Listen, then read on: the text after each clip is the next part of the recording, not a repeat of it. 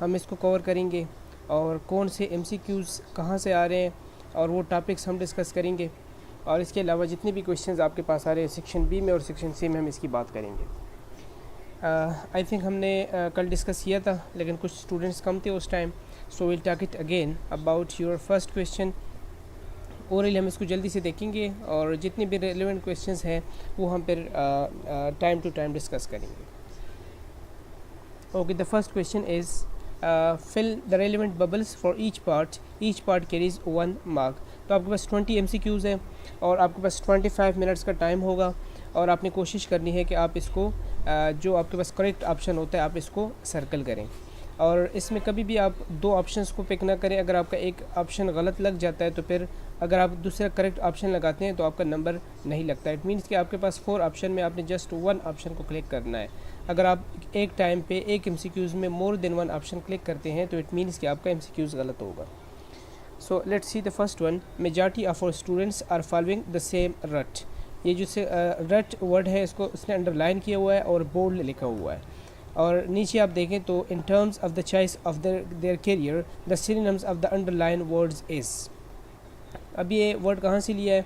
ये आपके चैप्टर से लिया गया है और इसको अंडरलाइन किया हुआ है। आपने क्या करना है, इसकी सिनोनिम बताना है, इसका आपने मुतरादिफ वर्ड बताना है, यानी आप इसकी सेम वर्ड बताएंगे।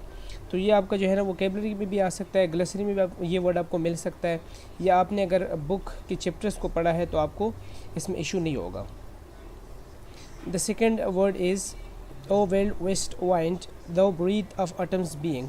अब यहाँ पर अगर आप इसमें ऑप्शंस को देखें तो हमें किस चीज़ को जो है ना वो पिक करने की ज़रूरत है। विच one of the following poetic devices. हमने पोइटिक डिवाइसेस की बात की थी कि this is basically your it is also called figure of speech, it is also called transitional devices, जो कि हमारे पास पोइम में, हमारे पास प्लेज में या लिटरेचर का एक की टर्म आप इसको कह सकते हैं, लिटरी टर्म्स। सो यहाँ पर हम पर्सनिफिकेशन, सेमिलीज, मेटाफर, आयरनी, ये सारे हम डिटेल से डिस्कस करेंगे। लेकिन यहाँ पर आप देखें तो जब आप ह्यूमन कैरेक्टर्स को, लिविंग कैरेक्टर्स को नॉन लिविंग कैरेक्टर्स में डालते हैं तो हम इसको क्या कहते हैं, पर्सनिफिकेशन कहते हैं। तो यहाँ पर आपके पास option A is the correct option. और जो आपके पास आ रहे हैं हम इसको डिटेल से पर डिस्कस करेंगे। Which one of the following sentence exemplifies alliteration? Alliteration is also one of the figure of speech, जिसमें हम क्या कहते हैं, रिपीटेशन ऑफ साउंड्स होता है। ठीक है, हम इसमें साउंड्स की रिपीटेशन करते हैं। तो this is why the first one are we can say, जो आपके पास ए ऑप्शन है उसमें एक वर्ड यूज़ हुआ है broken branches. No this broken branches is alliteration. और द फोर्थ MCQ जो है आपके पास वो कहाँ से आ रहा है, एंटी क्लाइमेक्स से। एंटी क्लाइमेक्स बेसिकली किस में आ रहा है, आपके प्ले से आ रहा है। और प्ले में हम एलिमेंट्स ऑफ जो है ना प्ले पढ़ते हैं, जिसमें आपके पास इसमें आपके पास प्लॉट आ जाता है, कैरेक्टराइजेशन आ जाता है, इसमें आपके पास जो डायलॉग है वो सारी चीज़ें आ जाती हैं। तो एंटी क्लाइमेक्स बेसिकली प्लॉट का एक पार्ट है जो कि आपके पास क्लाइमेक्स के बाद आता है। क्लाइमेक्स के बाद इसको हम क्या कहते हैं,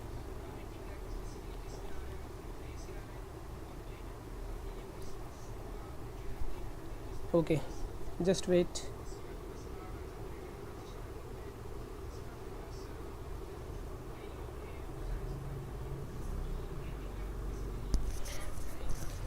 ओके थैंक यू। और कुछ स्टूडेंट्स मुझे मैसेजेस कर रहे हैं कि हमारा मतलब आवाज़ भी नहीं आ रही और बाकी भी कुछ इश्यूज आ रहे हैं। तो अब आप लोग मुझे काइंडली बताएं कि आवाज़ भी ठीक आ रही है और बाकी कोई इशू तो नहीं है आप लोगों को।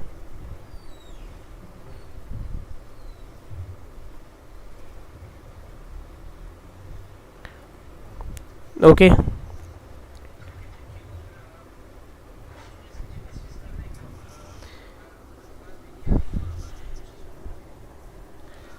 Okay, let's move toward the next MCQs। और आपके पास MCQs नंबर 5 किस चीज़ की बात कर रहा है, identify the sentence applying the transitional device of cause. तो ट्रांजिशनल डिवाइसेस भी हम एक टॉपिक डिटेल से पढ़ चुके हैं और इस कोर्स में हम दोबारा से ट्रांजिशनल डिवाइसेस या जितनी भी आपके पास रेलेवेंट टॉपिक्स है इसको हम डिटेल से डिस्कस करेंगे। तो ट्रांजिशनल डिवाइसेस क्या होता है, जो कि आपको सेंटेंस को सेंटेंस के साथ मिलाता है, आपके आइडियाज़ को आइडियाज़ के साथ कनेक्ट करता है या पैराग्राफ को पैराग्राफ के साथ कनेक्ट करता है, जिसमें मोस्टली हम ये वर्ड्स यूज़ करते हैं, however, furthermore, instead of, moreover, in addition to that. So all these words are transitional devices. तो हम इसको डिटेल से देखेंगे कि ट्रांजिशनल डिवाइसेस क्या होते हैं। ओके, यहाँ पर कौन सा वर्ड आपके पास यूज़ हुआ है? Since it was raining, so the word since is transitional device. Now let's see MCQ number 6. When he made insolent remarks towards his classmate, the teacher took him to task. Antonym of the word insolent is. अब ये आपके पास दोबारा से वही word जो आपके vocabulary में भी आ सकता है, ग्लसरी में भी आ सकता है, इसका आपने अपोजिट वर्ड बताना है. मुतरादिफ जो था वो आपके पास फर्स्ट MCQs में आ गया था, अब आपके पास ये MCQs किसका है? आपने अपोजिट वर्ड बताना है, यानी एंटोनिम आपने बताना है. MCQs नंबर 7 बता रहा है विच one of the following sentence has adjective clause. तो बेसिकली क्लॉज क्या होता है? जहाँ पर आपको सब्जेक्ट प्लस वर्ब की एग्रीमेंट आ जाए, किसी भी जगह पर सब्जेक्ट भी हो और वर्ब भी हो. जब सब्जेक्ट और वर्ब इकट्ठे आ जाएँ तो that's we can say it is a clause. तो आपके पास एडजेक्टिव क्या होता है? एडजेक्टिव बेसिकली किसको मॉडिफाई करता है? एडजेक्टिव मॉडिफाई करता है नाउन को. सो ऐसा क्लास जो कि आपके पास नाउन को मॉडिफाई करता है तो हम इसको कह सकते हैं एडजेक्टिव क्लॉज. हम डिटेल में क्लॉज पढ़ेंगे कि डिपेंडेंट कौन सा होता है, इंडिपेंडेंट कौन सा होता है, और फिर इसके फर्दर डिपेंडेंट के कितने टाइप्स हैं वो हम सारे पढ़ेंगे इंशाल्लाह. Okay, next MCQs number 8. Identify the sentence that has past and definite tense. तो ये भी आपके पास पास्ट इंडिफिनिट टेंस हम पढ़ चुके हैं और हम इनको फिर भी इनको रिवाइज़ करेंगे, जो कि ये आपका MCQs आ रहा है टेंसेस से. ठीक हो गया? तो पास्ट इंडिफिनिट टेंस का जो अगर आपको फार्मूला याद है तो आप इस MCQs को कर सकते हैं, या ज़रूरी नहीं है कि यही MCQs आएगा या इसी टेंस से आएगा. इट मीन्स कि हम एरिया की बात कर रहे हैं कि आपके MCQs कहाँ से आ रहे हैं, तो एरियाज़ आपको बताया जा रहा है. और MCQs number 9. Which one of the following sentence contains the examples of present participle. जब हम एक टॉपिक पढ़ते हैं फॉर्म्स ऑफ वर्ब्स, तो forms of verb different forms है हमारे पास, जिसमें हमारे पास बेस फॉर्म आ जाता है, प्रेजेंट फॉर्म आ जाता है, प्रेजेंट पार्टिसिपल, पास्ट पार्टिसिपल्स, इन्फिनिटिव्स और जेरंड. सो बेसिकली यहाँ पर हम किसकी बात कर रहे हैं? वो हम बात कर रहे हैं फॉर्म्स ऑफ वर्ब की. तो जो आपके पास प्रेजेंट पार्टिसिपल है, it is also called fourth form of the verb, it is also called ING form of the verb. तो अगर आप देखें हिस्सा अ फ्लाइंग हॉर्स, तो फ्लाइंग में आपके पास ING लग गया. वर्ब आपके पास जो है वो है फ्लाई, और फ्लाई के साथ आपने ING लगा लिया. So this is your present participle. तो हम वर्ब को डिटेल से पढ़ेंगे, ट्रांजिटिव, इंट्रांजिटिव, जो इसके टाइप्स है, रेगुलर, इर्रेगुलर, और मेन वर्ब में कौन से होते हैं, हेल्पिंग वर्ब में कौन से होते हैं, फिर मॉडल ऑक्सिलरीज कौन से होते हैं, ये सारे हम इंशाल्लाह इसमें डिस्कस करेंगे आपके रिलेवेंट्स. नेक्स्ट अगर हम MCQ नंबर 10 की बात करें, which one of the following sentence carries an emphatic pronoun. तो आपको प्रोनाउन कहाँ पर यूज़ करते हैं? बेसिकली नाउन की जगह पर इस्तेमाल करते हैं, और इसके डिफरेंट टाइप्स हैं, जिसमें आपके पास personal, demonstrative, reflexive, intensive, interrogative वगैरह वगैरह आपके पास डिफरेंट टाइप्स आ जाती हैं. तो इसको भी हम डिटेल से डिस्कस करेंगे. और नेक्स्ट MCQs है आपके पास. Harry's face turned red and he started to yell, balling his hands up into shaking fists. Infer the correct options from the following. अब इन्फर आ जाता है, इसमें इन्फ्रेंस करते हैं हम, और ये असल में बेसिकली आपकी जनरल अंडरस्टैंडिंग होती है किसी भी चीज़ के हवाले से. तो यहाँ पर आप हेनरीज फेस की अगर बात करें तो ऑब्वियसली अगर आप देखें कि जब एक इंसान गुस्से में होता है तो इसका फेस जो होता है वो रेड हो जाता है, सुर्ख हो जाता है. अगर एक इंसान मुस्कुरा रहा है तो इसका क्या होता है कि उसकी फेस रीडिंग से पता चल रहा होता है. तो जब एक इंसान गुस्से में होता है तो उसकी फेस रीडिंग बिल्कुल, उनका फेस सुर्ख हो जाता है. सो यू कैन से कि जब एक इंसान टर्न रेड, जब इसका जो है ना उसका चेहरा सुर्ख हो गया, तो we can say that Harry is angry. Harry गुस्से में इस वजह से उसका फेस जो है वो रेड हो गया. तो एक जनरल अंडरस्टैंडिंग पे भी बेस्ड कर रहा होता है कि आपको एक ऐसी चीज़ जो कि हम मोस्टली ऑब्जर्व करते हैं अपने सोसाइटीज़ में. MCQ number 12. In which one of the following sentence all the apostrophes are correctly placed. अब एपोस्ट्रोफीज़ की अगर बात करें तो ये आपका कहाँ से आ रहा है? ये MCQs पंक्चुएशन से आ रहा है. पंक्चुएशन आपके पास तकरीबन 14 किस्म के हम पढ़ चुके हैं, जिसमें आपके पास फुल स्टॉप, कॉलन, कॉमा और क्वेश्चन मार्क, एक्सक्लेमेटरी मार्क और एपोस्ट्रोफीज़, एलिप्सिस पॉइंट्स. सो हम ये डिटेल से इस टॉपिक को पढ़ेंगे. ठीक है? तो इसमें पर हम ये देखते हैं कि आप एपोस्ट्रोफीज़ कहाँ लगाते हैं, और अगर आपने किसी सिंगुलर को शो करना है तो एपोस्ट्रोफीज़ कहाँ पर लगेगा. अगर कोई वर्ड इस पर ख़त्म हो रहा है तो एपोस्ट्रोफी कहाँ पर लगेगा. अगर कोई वर्ड अदर देन इस पे ख़त्म होता है तो आपने एपोस्ट्रोफी कहाँ लगानी है. सो ये सारी चीज़ें हम डिस्कस करेंगे. क्योंकि ये इंट्रोडक्टरी क्लास है यहाँ पर, और मैं इसलिए थोड़ा सा इनको ब्रीफली डिस्कस कर रहा हूँ, और डिटेल में हम दोबारा इनको जो आपके पास मेन टॉपिक्स है उसको हम देखेंगे। Okay, the next sentence is which one of the following sentence contain an adjective phrase. MCQ number 13 है आपके पास, तो वहाँ पर आपके पास एडजेक्टिव क्लॉज आया था ऊपर आई थिंक 7 या 8 में, यहाँ पर 13 की बात हो रही है। तो फ्रेज़ क्या होता है बेसिकली, ये टॉपिक हम पढ़ेंगे कि बेसिकली जो आपके पास वर्ड और वर्ड से पहले क्या होते हैं, आपके पास अल्फ़ाबेट्स होते हैं, लेटर्स होते हैं, और फिर आपके पास आ जाता है वर्ड्स। फिर वर्ड्स को जब आप मिलाते हैं तो ये आपके पास क्लास बन जाता है या फिर फ्रेज़ बन जाता है, और इन दोनों को मिला के फिर आप क्या बनाते हैं, सेंटेंस बनाते हैं। फिर सेंटेंस को मिला के आप क्या करते हैं, पैराग्राफ बनाते हैं, और पैराग्राफ से हम एक चैप्टर भी बना सकते हैं और एक एसे भी बना सकते हैं। ओके, अगर हम इस MCQs की बात करें एडजेक्टिव फ्रेज़ की, तो फ्रेज़ बेसिकली होता क्या है, it is basically a combination of words, अल्फाज का मजमूआ होता है, लेकिन इसमें सब्जेक्ट प्लस वर्ब की एग्रीमेंट नहीं होती, यानी कि सब्जेक्ट प्लस वर्ब इन दोनों में नहीं आते। अगर सब्जेक्ट प्लस वर्ब आएंगे तो ऑटोमेटिकली वो आपके पास क्या होगा, वो आपके पास क्लास होगा, लेकिन फिर भी कुछ ना कुछ मायने देता है। फ्रेज़ सब्जेक्ट प्लस वर्ब की एग्रीमेंट नहीं होगी, अल्फाज का मजमूआ होगा, कंप्लीट मीनिंग नहीं देगा, बल्कि आपको कुछ ना कुछ मानी देगा। This is your phrase. अब कौन सा एडजेक्टिव फ्रेज़, वो फ्रेज़ जो कि नाउन के बारे में आपको बताए। ठीक हो गया, तो हम इसको डिटेल से देखेंगे। और MCQ नंबर 14 किसकी बात कर रहा है, विच one of the following sentence is a transitive verb. Transitive verb आप लोगों को पता है कि आपके पास क्या होता है, it is a type of verb which need object, in transitive which don't need object. फिर आपके पास आता है रेगुलर वर्ब, इर्रेगुलर वर्ब। तो हमारे पास ये एक टॉपिक है और इसको हम डिस्कस करेंगे, ताकि जो अगर इसी टॉपिक से आपको कोई भी MCQs आए तो आप इजीली इसको सॉल्व कर सकें। MCQ नंबर 15 की अगर बात करें तो विच one of the following sentence contains a gerund phrase. अब जेरंड तो आपको मोस्टली पता होगा कि the ING form of a verb use is a noun. जब आप ING form of a verb क्या होता है, आपके पास प्रेजेंट पार्टिसिपल होता है, या हमने पहले भी बात की थी कि fourth form of the verb या ING form of the verb इसको कह सकते हैं। तो जब आप उसको एज अ नाउन इस्तेमाल कर लेते हैं तो हम इसको कहते हैं जेरंड। अब जेरंड क्या, फॉर एग्जांपल मैं कहता हूँ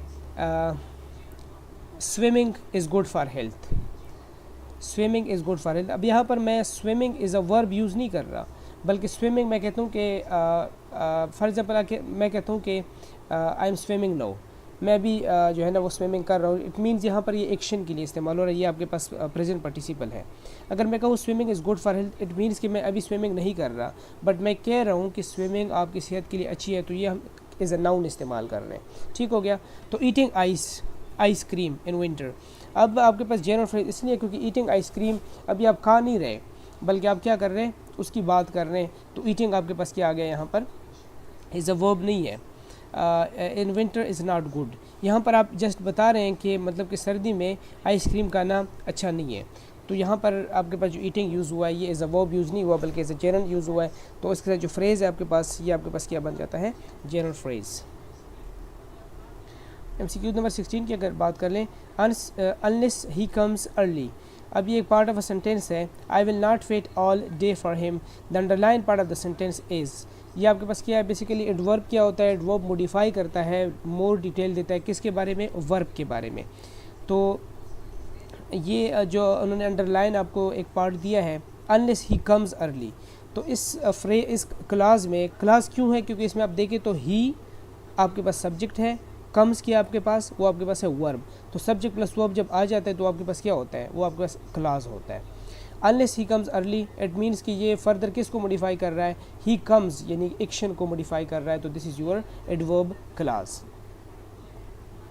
okay, MCQ number 17, the dog chases him where he goes, अब ये भी पार्ट ऑफ अ सेंटेंस है जो उन्होंने अंडरलाइन किया हुआ है। The underline part of the sentence is, ये आपके पास क्या है, क्लास। क्यों, क्योंकि आपके पास सब्जेक्ट प्लस वर्ब की कम्बिनेशन आ गई, ही गोज़, तो ही सब्जेक्ट और गोज़ आपके पास वर्ब, दोनों की कम्बिनेशन आ गई और आपको कुछ ना कुछ मायने दे रहा है। तो दिस इज़ योर क्लास।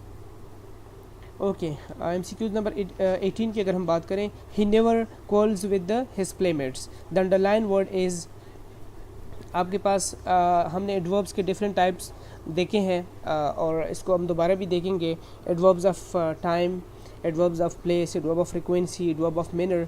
तो ये आपका एडवर्ब से यानी हम अगर सिंपल उर्दू में समझने के लिए जस्ट टू अंडरस्टैंड हम कह सकते हैं कि कोई भी एक्शन अगर हुआ है तो एक्शन कहाँ पर हुआ है, कैसे हुआ है, कब तक हुआ है, तो ये सारी चीज़ें हम जो है ना एडवर्ब में देखते हैं, जो कि डिटेल देता है किसके बारे में, वर्ब के बारे में। MCQ नंबर 19 की अगर हम बात करें, his knowledge of many languages elevated him among his companions, the underline word is, आपके पास क्या है, एब्स्ट्रैक्ट नाउन। नॉलेज क्या आपके पास, देखें एब्स्ट्रैक्ट नाउन क्या होता है, जिसको आप फील कर सकते हैं, जिसको आप ना देख सकते हैं ना टच कर सकते हैं, बल्कि जस्ट आप इसको फील कर सकते हैं। तो नॉलेज को आप कभी टच भी नहीं कर सकते, देख भी नहीं सकते, बल्कि आप इसको एक महसूस कर सकते हैं। So the word knowledge is आपके पास क्या है, ये आपके पास एब्स्ट्रैक्ट नाउन है। The brave soldier rushed to the battle field and force the enemies to flee, the sentence is.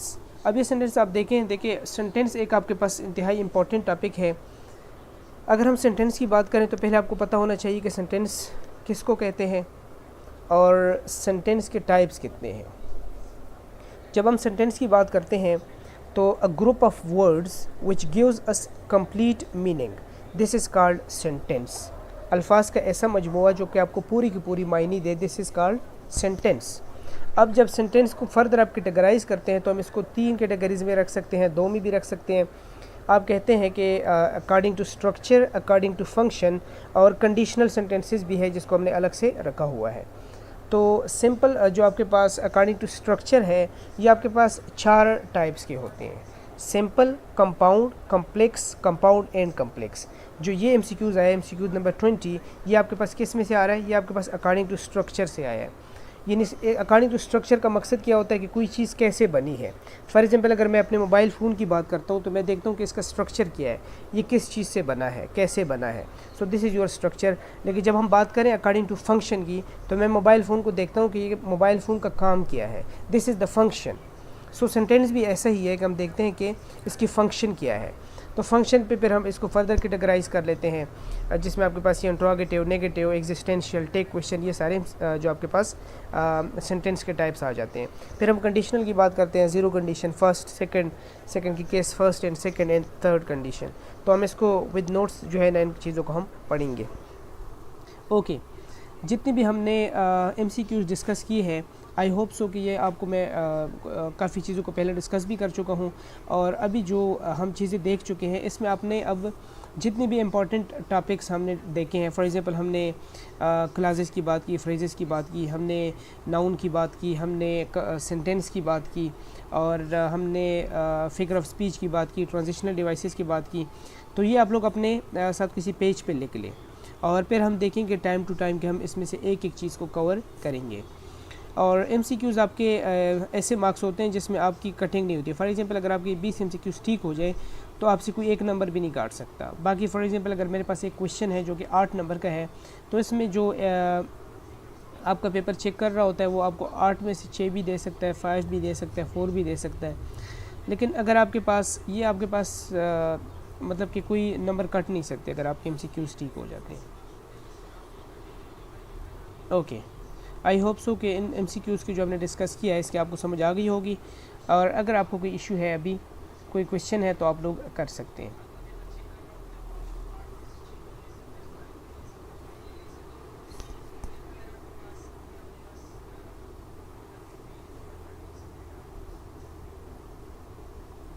Yes, I am waiting.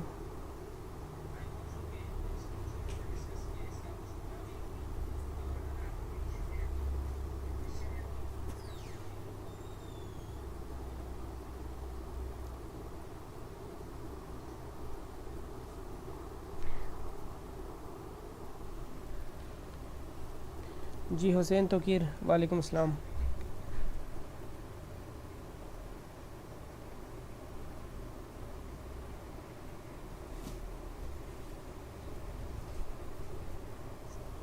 Ji, I am waiting for your questions.